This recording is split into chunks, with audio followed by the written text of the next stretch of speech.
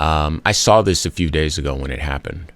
I didn't realize that Chris would delineate it from the stack and we'd end up talking about it like this. But when I first saw it, the people that were talking about it were pushing back saying, well, no, we tied all the Barbies in this way that we threw off this float.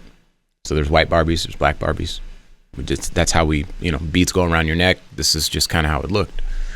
And we got white and black Barbies because of the population.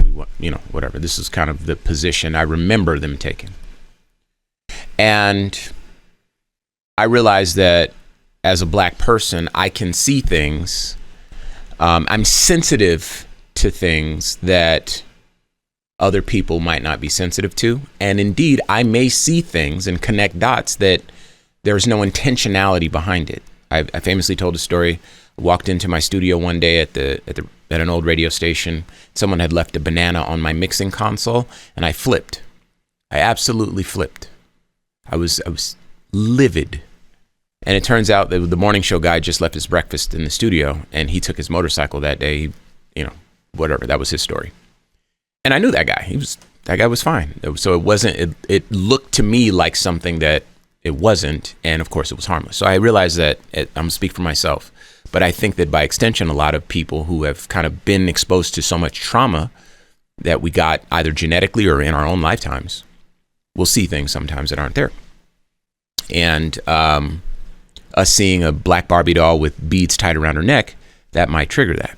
Okay, so I realize that all of this is a possibility, and I try to take that discernment into these stories that we cover on this show. Now, I don't want to make mountains out of molehills, but this one,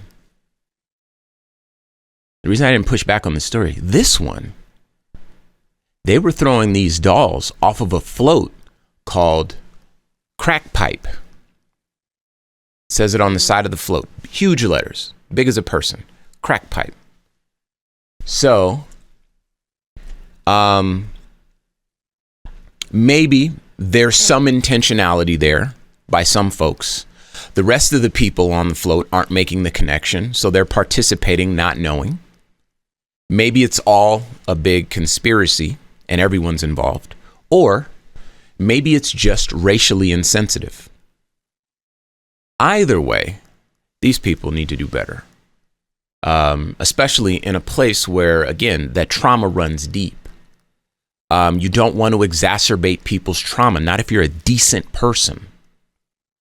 There's certain jokes that I would not tell because they're in bad taste.